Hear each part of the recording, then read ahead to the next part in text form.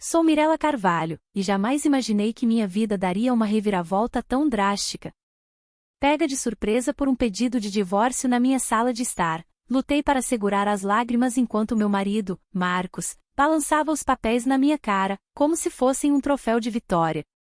Tenho 42 anos e trabalho como gerente de vendas em uma empresa de tecnologia em Atlanta, Geórgia, onde a umidade e as ruas ladeadas por carvalhos parecem tornar tudo mais pesado. Minha vida nem sempre foi essa bagunça. Eu costumava acreditar que tinha tudo sob controle, um bom emprego, uma poupança respeitável e a esperança de um amor verdadeiro. Mas naquela manhã, quando Marcos me olhou com um sorriso de escárnio e disse, "Não preciso mais de você", foi como se o chão desabasse. E não foi só o divórcio que me atingiu como um trem desgovernado. Foi o que ele disse em seguida. A conta bancária do papai tem 500 milhões de dólares. Mirela, minha vida está feita. Você foi apenas o caixa eletrônico até eu conseguir o que queria. Meu estômago se revirou. Eu já havia notado o egoísmo de Marcos antes, em pequenas coisas, como quando ele se esquivava das tarefas de casa ou usava um sorriso charmoso para conseguir o que queria. Mas aquilo era um nível de frieza completamente novo. Ele se casou comigo e encenou o papel de um marido carinhoso, tudo isso enquanto esperava o pai morrer para colocar as mãos na herança. O pior de tudo era que ele estava manchando o nome do meu sogro, um homem que sempre me tratou com a maior bondade. Fiquei ali, com os punhos cerrados, controlando a vontade de gritar. O pai de Marcos havia falecido há poucos dias, e a dor do luto ainda era recente. As palavras de Marcos soaram como uma traição contra nós dois. Eu queria explodir, dizer exatamente o que pensava de seu plano ganancioso e covarde. Mas uma voz calma dentro de mim me deteve, talvez a voz do meu sogro, sussurrando, "Mantenha calma, Mirela." Respirei fundo, peguei os papéis de divórcio da mão dele e os assinei na mesma hora. "Ótimo", eu disse, com a voz firme, apesar da tempestade que se formava dentro de mim. "Protocole-os você mesmo. Mande minhas coisas quando terminar." Saí daquela grande casa em Atlanta, passando pelo jardim impecável e pela vida que pensei que tínhamos construído juntos, sentindo uma estranha mistura de raiva e alívio. Marcos achou que tinha vencido. Mas ele estava prestes a descobrir, da maneira mais dura possível, que aqueles 500 milhões de dólares com os quais ele sonhava eram pura fantasia. E eu sabia disso. Para entender como cheguei a esse ponto, preciso voltar um pouco no tempo. Nem sempre fui tão desiludida. Há alguns anos, eu era casada com meu primeiro marido, um homem calmo que trabalhava na construção civil. Não éramos ricos, mas vivíamos felizes, economizando para comprar uma casa nos subúrbios de Atlanta. Então, uma manhã, recebi uma ligação que mudou tudo.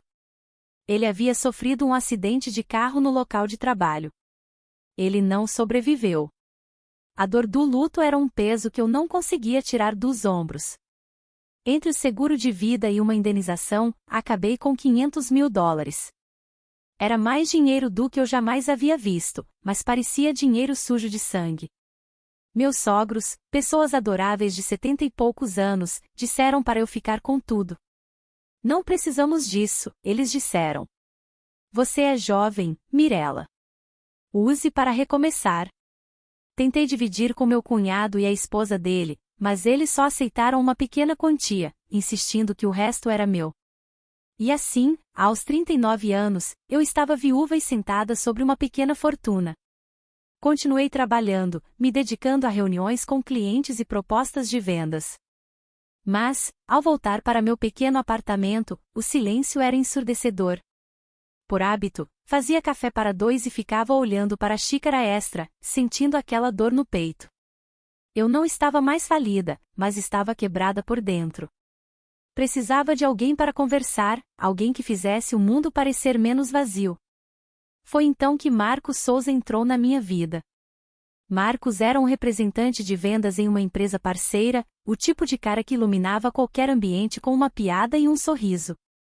Ele tinha 43 anos, mas seu jeito jovial escondia sua falta de maturidade. Nós nos encontrávamos em eventos de trabalho e trocávamos algumas palavras sobre clientes e tendências de tecnologia. Um dia, durante um café em uma conferência, desabafei tudo: a morte do meu marido, a solidão, a sensação de estar vivendo no automático. A maioria das pessoas ficaria sem jeito ou mudaria de assunto, mas Marcos apenas ouviu.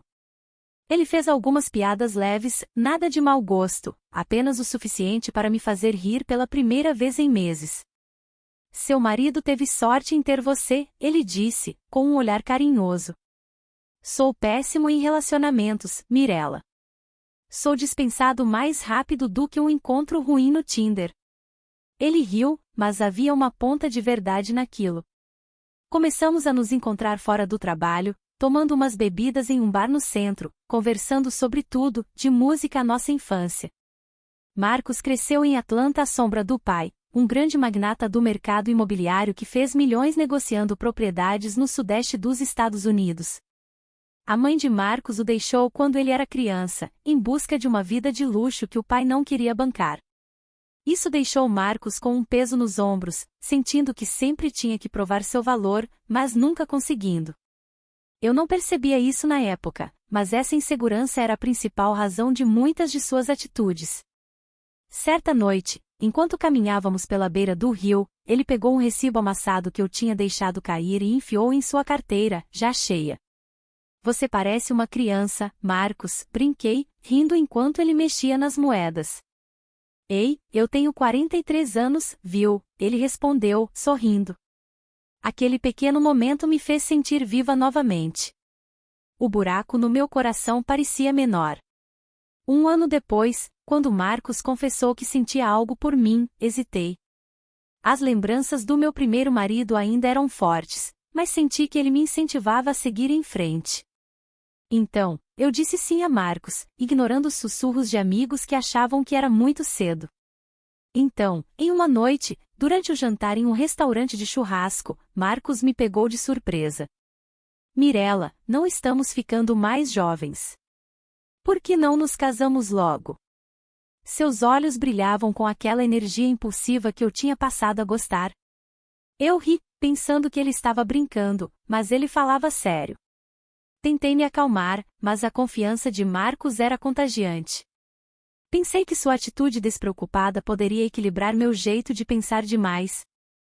Está bem, eu disse, surpreendendo a mim mesma. Vamos fazer isso. Não demorou muito para Marcos soltar outra bomba. Ah, e a propósito, estou morando com meu pai, ele disse casualmente, como se estivesse falando sobre o tempo. Ele está doente e precisa de ajuda. Tudo bem para você? Eu congelei. Ele já tinha falado do pai antes, mas não assim. Por que não me disse antes? Perguntei, com a voz tensa. Não queria te assustar, ele disse, dando de ombros. Não é grande coisa. Conheça-o e você verá. Não fiquei muito feliz, mas concordei em conhecer o pai dele, esperando que isso não mudasse nada. Mal sabia eu que aquele encontro mudaria todo o meu futuro. Ao chegar na casa do pai de Marcos, nos subúrbios de Atlanta, senti como se estivesse entrando em outro mundo. A casa era enorme, de 3 andares, tijolinho vermelho e um grande gramado à sombra de carvalhos antigos. Mas não era ostentosa. Era o tipo de casa que grita dinheiro antigo, prática, mas impressionante. Meu estômago se apertou de nervosismo. Eu já tinha ouvido Marcos falar do pai, um magnata imobiliário aposentado que construiu metade dos centros comerciais da Geórgia. Mas conhecê-lo parecia um teste para o qual eu não tinha estudado. Marcos, como sempre, estava tranquilo, abrindo o portão como se estivesse entrando em um bar. Relaxa, Mirella, ele disse, piscando para mim. Papai vai te adorar. Dentro, a casa tinha cheiro de cedro e livros antigos. O pai de Marcos estava em uma poltrona reclinável, cercado de travesseiros. Seu rosto era gentil, mas cansado. Ele não era idoso, apenas frágil, e precisava de ajuda para se locomover. Desculpe conhecê-la assim, ele disse, com a voz calorosa apesar do cansaço. Não sou mais tão ágil como antigamente. Eu sorri, tentando disfarçar meu nervosismo. Sem problema algum, respondi. É um prazer conhecê-lo. Nós nos demos bem na hora. Ele perguntou sobre meu trabalho, vendendo soluções de software em um mercado que mudava mais rápido do que eu conseguia acompanhar. É um negócio difícil, com todo mundo migrando para a nuvem, ele disse, com os olhos atentos. Você foca em integrações ou em novos mercados? Eu pisquei, surpresa. A maioria das pessoas se distraía quando eu falava do meu trabalho, mas ele entendeu tudo. Começamos uma conversa profunda sobre tendências de mercado, e por um momento, esqueci que estava conhecendo meu futuro sogro. Era como conversar com um mentor. Marcos, por outro lado, mexia no celular, claramente entediado. Papai é pão duro, Marcos murmurou depois, enquanto saíamos. Poderia ter construído uma mansão, mas não, ficamos presos neste lugar. Eu franzi a testa, olhando para a casa. Era maior do que qualquer lugar em que já morei. Como Marcos poderia chamá-la de pão dura? Mas deixei para lá, envolvida pelo calor da recepção do pai dele. Quando Marcos e eu nos casamos alguns meses depois, nos mudamos para a casa dele. Fazia sentido, havia muito espaço e o pai dele precisava de ajuda. Marcos teve uma grande ideia, ele largaria o emprego para cuidar do pai em tempo integral. Fui um filho péssimo, ele disse uma noite, com a voz mais suave que o normal. Papai fez tanto por mim, e eu nunca fiz nada. Quero me dedicar, ser o homem da casa. Eu estava cética. Marcos não era o senhor responsável. A carteira dele ainda era uma bagunça de recibos e moedas soltas. Mas admirei sua intenção. Tem certeza? Perguntei. Não vai sentir falta do trabalho? Ele balançou a cabeça. Me arrependeria de não fazer isso. Sempre posso voltar depois. Eu concordei, esperando que ele estivesse falando a verdade. Meu salário era suficiente para nós dois, e o pai dele cobria suas próprias despesas. A princípio, foi ótimo. Eu voltava de longos dias vendendo software e encontrava Marcos cozinhando o jantar. Nada chique, apenas hambúrgueres ou macarrão, mas parecia um lar. O pai dele compartilhava histórias sobre seus dias no mercado imobiliário, como transformou um terreno abandonado em um centro comunitário que ainda existe no centro de Atlanta. Ele não era apenas um empresário, ele se importava com as pessoas, patrocinava instituições de caridade locais e servia de mentor para jovens empreendedores. Eu o respeitava cada vez mais, e ele parecia me ver como mais do que apenas a esposa de Marcos. Você tem uma cabeça boa, Mirella, ele diria. Não deixe meu filho te arrastar para baixo. Mas as rachaduras começaram a aparecer rápido. Marcos se dedicou por talvez um mês, aspirando a casa, fazendo compras, ajudando o pai com pequenas tarefas. Depois, ele ficou relapso. Eu o encontrava largado no sofá, mexendo no celular, com a pia cheia de louça suja. O jantar está pronto, ele dizia, apontando para um saco de comida no balcão. Eu me controlava para não reclamar, cansada demais do trabalho para discutir. O pai dele também percebia, seu rosto se contraindo sempre que Marcos relaxava. Um dia, ele me puxou para um canto. Me desculpe, Mirella, ele disse em voz baixa. Pensei que o casamento o faria amadurecer. Ele sempre foi descuidado. Forcei um sorriso. Está tudo bem, menti. Mas por dentro, eu já estava começando a ver as verdadeiras cores de Marcos. As coisas pioraram quando percebi que o dinheiro estava sumindo da minha conta. Eu dei acesso a Marcos para emergências, pensando que ele seria responsável. Foi um grande erro. Uma tarde, cheguei em casa e encontrei um Mustang antigo e brilhante estacionado na garagem. De quem é esse carro? Perguntei, com a voz ríspida. Marcos não levantou a cabeça enquanto lustrava um novo jogo de tacos de golfe na sala de estar. É meu, ele disse, como se não fosse nada demais. Você ganhou seu banheiro chique do papai, eu também mereço alguma coisa. Meu queixo caiu. O banheiro não foi minha ideia. O pai dele me ouviu mencionar uma torneira vazando e transformou a situação em uma reforma completa, com um chuveiro acessível para ajudá-lo a se locomover. Era algo prático, não um luxo. O carro de Marcos, por outro lado, Custou $30.000 do meu dinheiro, gasto sem uma palavra. Eu verifiquei minha conta bancária naquela noite. Ele tinha gastado quase $50.000 em um mês: carro, tacos de golfe, roupas de grife, você escolhe. Fiquei furiosa, não apenas pelo dinheiro, mas pelo total desprezo. Você não pode simplesmente pegar minhas economias, Marcos, eu disse, batendo com o extrato bancário na mesa. Ele deu de ombros. Papai tem muito dinheiro. Quando ele partir, estaremos ricos. Qual o problema? Fiquei enojada. Ele já estava contando os dias para a morte do pai, como se fosse apenas uma questão de tempo para acertar na loteria. Tive vontade de ir embora naquele momento, mas olhei para o pai dele, frágil, mas tão gentil, e não consegui deixá-lo com Marcos. Ainda não. Viver com Marcos naquela casa grande em Atlanta começou a me fazer sentir como se estivesse pisando em ovos. Eu voltava de dias exaustivos no escritório, vendendo software para clientes que queriam milagres por trocados, e encontrava Marcos colado ao sofá, cercado por embalagens de comida. A casa, antes tão acolhedora, parecia um campo de batalha. Eu cozinhava, limpava e lavava roupa, enquanto Marcos dizia que estava cuidando do pai. Mas eu via a verdade. Ele contratava uma cuidadora para o pai, ficando livre para não fazer nada além de gastar meu dinheiro. Uma noite, eu perdi a paciência. Marcos, o que ser o homem da casa significa para você? Perguntei, apontando para a pia cheia de louça. Ele revirou os olhos. Relaxa, Mirella. Estou cuidando do papai. Você é sempre tão tensa. Tensa? Eu trabalhava 10 horas por dia para nos sustentar, enquanto ele usava minha conta bancária como se fosse um cofrinho pessoal. Verifiquei meus extratos novamente, outros $10.000 gastos, desta vez em um relógio de luxo. Eu o confrontei, minha voz tremendo de raiva. Você está gastando minhas economias como se não fosse nada. Isso acaba agora. Ele apenas sorriu com malícia. Papai te ouve. Reforma a casa para você. Por que eu não posso me divertir um pouco? O dinheiro dele vai ser nosso em breve. Senti um calafrio.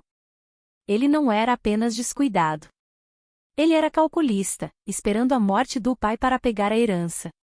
Tirei meu cartão do banco naquela noite, bloqueando seu acesso às minhas contas. Marcos nem se abalou. Tanto faz, ele disse. Você vai ver, Mirella. Minha vida vai mudar. A confiança dele me deu arrepios, mas não discuti. Eu não conseguia tirar da cabeça a imagem do pai dele, que sempre foi tão generoso, sendo reduzido a uma recompensa nos olhos de Marcos. Pensei em ir embora, arrumar minhas malas e recomeçar. Mas toda vez que olhava para meu sogro, eu ficava. Ele merecia mais do que ser deixado com alguém que o via como um meio para um fim. Meu sogro e eu ficamos mais próximos durante tudo isso. Ele me chamava ao seu escritório, um lugar aconchegante, forrado com fotos de centros comunitários e parques que ele ajudou a construir. Mirella, você é boa demais para isso, ele dizia, com a voz suave, mas firme. Sinto muito que Marcos esteja te fazendo passar por isso.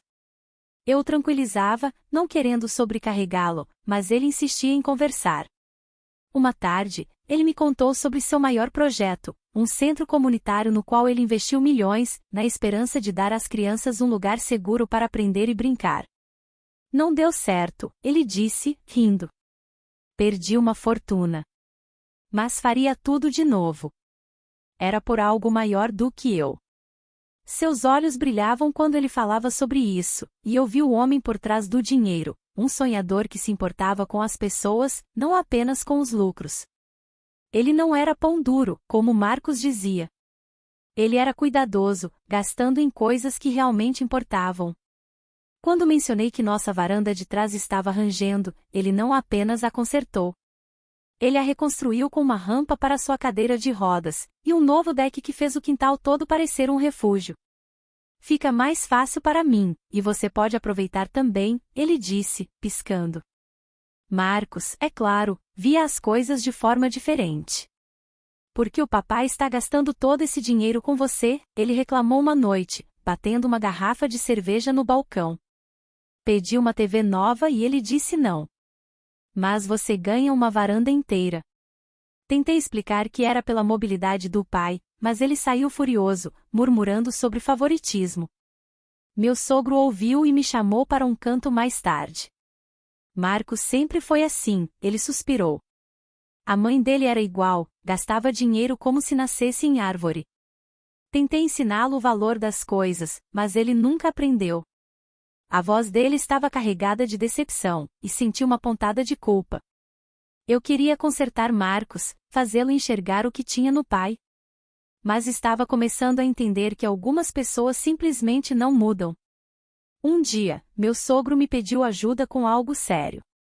Estou organizando minhas coisas para o fim da vida, ele disse, de forma direta.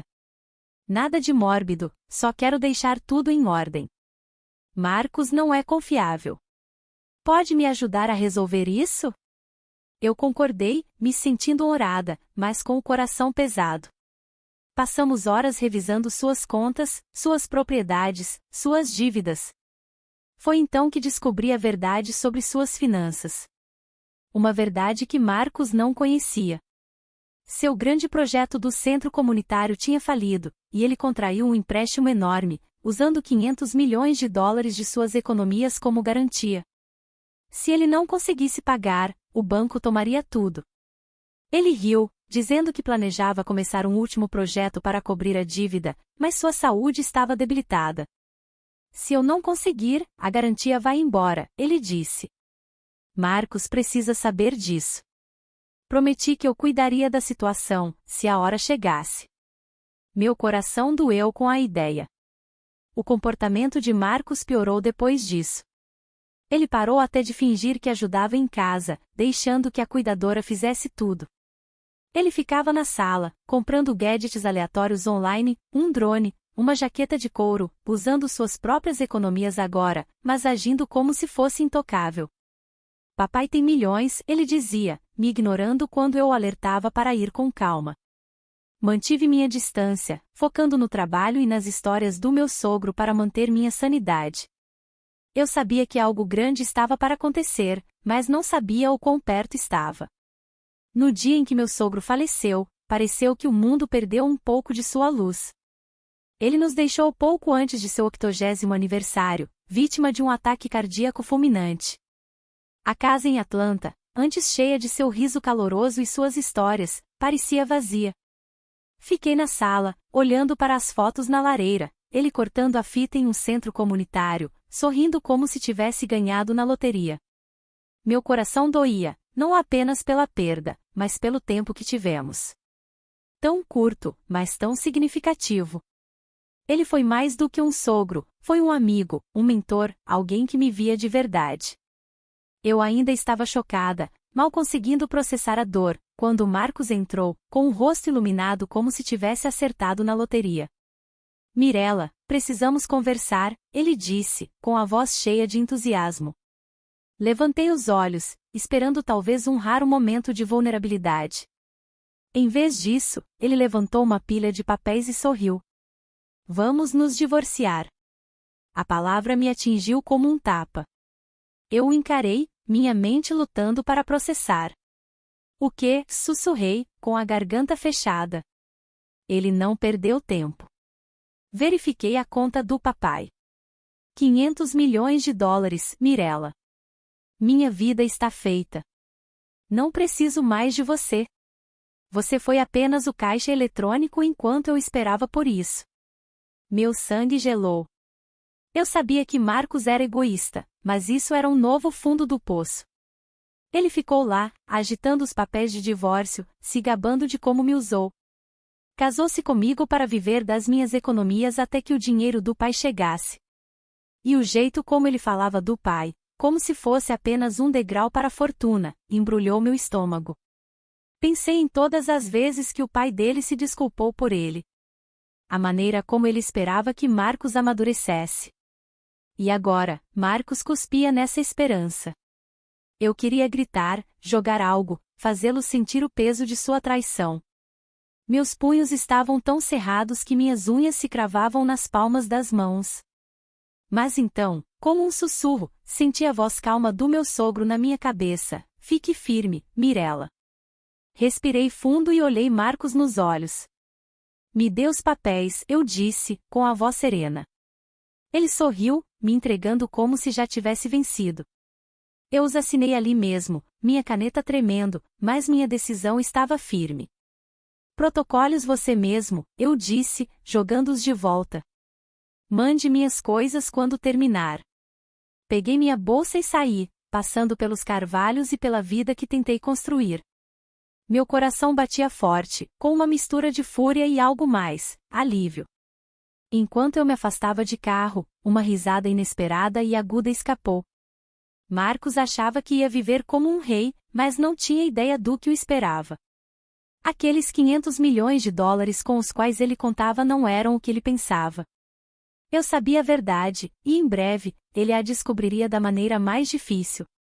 Alguns dias depois que saí, estava em um hotel perto do centro de Atlanta, olhando anúncios de apartamentos e tentando imaginar como seria minha vida dali para frente.